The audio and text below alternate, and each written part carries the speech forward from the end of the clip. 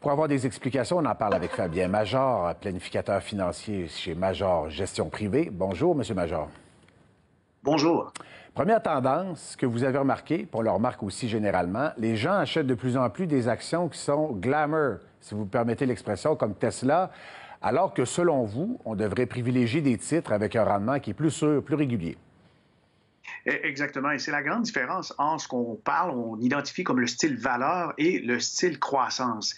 Et cette différence-là résulte souvent dans le prix payé par rapport aux bénéfices des compagnies. Et dans l'exemple Tesla, Tesla commence à faire un peu d'argent, alors que si on compare avec des grandes banques américaines, ben là, ça fait parfois plus d'une centaine d'années qu'elles sont rentables. Les sociétés de style valeur sont souvent plus anciennes, donc, mais on va les identifier avec le prix de l'action qui est raisonnable. Et dans le cas de plusieurs compagnies glamour ou de type croissance, ben là, on n'est vraiment plus dans le raisonnable. Bien, voulez-vous, on va les regarder d'ailleurs ensemble. On vous a préparé des données. Donc, les deux types d'actions. Donc, il y a le style croissance, vous venez tout juste d'en parler. Souvent, ce sont des technos. Alors, ça peut être Amazon, par exemple, Facebook, Netflix ou Tesla. Alors que les actions de type valeur, ce sont des firmes comme Berkshire Hathaway, donc de Warren Buffett, Johnson Johnson, Bank of America.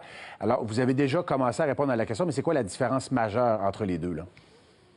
Bien, la différence, c'est que le style croissance, c'est qu'on va tabler sur un potentiel de croissance du capital pour une revente dans les prochains mois ou le très court terme.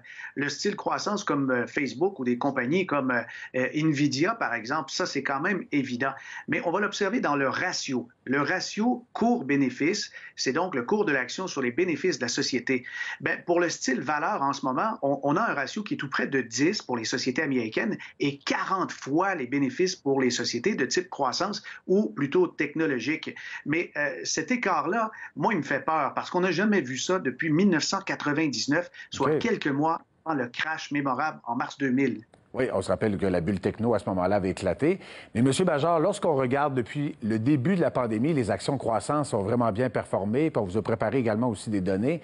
On va regarder les hausses. Premièrement, donc, S&P 500, 0,6 rendement depuis le début de l'année 2020. Mais regardez, Amazon, c'est plus 63 Tesla, 264 alors que pour les autres actions plus sécuritaires comme Berkshire Hathaway ou Bank of America, on voit plutôt des reculs, là. Oui, oui, en effet, en effet. Ben, c'est là qu'on voit qu'il y a comme une dislocation dans le marché puisqu'on a des yeux que pour les sociétés technologiques. Mais attention, quand on regarde le ratio des bénéfices, on voit des choses un peu saugrenues. Amazon, qui se vend à 3 000 $, c'est un ratio de 144. Ça veut donc dire que l'investisseur, si les ratios, en fait, la rentabilité demeure la même, on retrouve son capital dans 144 ans. C'est ça qui n'a pas de sens. Mais dans les sociétés plus terre-à-terre, ben, c'est un ratio d'à peu près 10. Et là, ben, c'est normal. Et à quand une hausse de ces actions de type valeur? À quand la hausse? Ben, normalement, en fin de cycle économique ou en début d'un autre. C'est souvent caractérisé par une récession et on est en plein dedans, justement. Alors, c'est pour ça qu'on croit que l'investisseur qui a fait des bons gains avec ses fonds ou ses actions de style croissance devrait empocher une partie de ses gains et réinvestir l'autre portion dans le style valeur.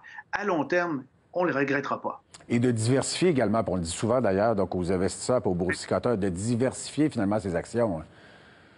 Oui, exactement, parce que la tendance naturelle, c'est de tout le temps miser sur le cheval gagnant qui, en ce moment, pourrait s'essouffler très rapidement. Avoir le style valeur et croissance dans le portefeuille, ça a du bon sens pour l'investisseur à long terme. Très précisément pour Tesla, j'ai envie de vous, justement, de vous tester. Est-ce que vous pensez qu'il y aura un recul important?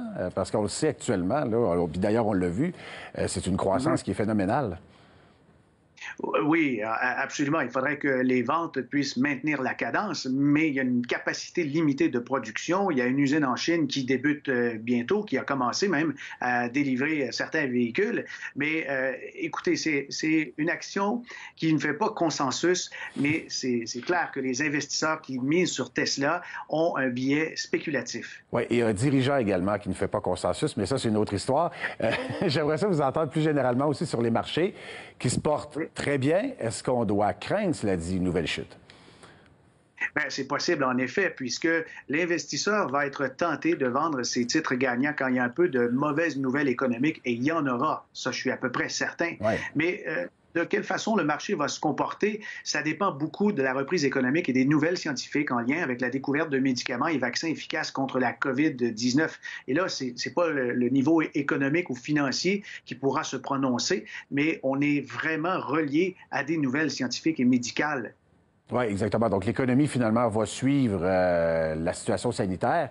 Et vous savez, on a injecté énormément d'argent pour soutenir l'économie, mais on a parfois l'impression, étant donné qu'on a vu des hausses importantes sur les marchés boursiers, on a l'impression parfois que les marchés vivent dans un monde parallèle. Est-ce que la réalité, finalement, va nous rattraper?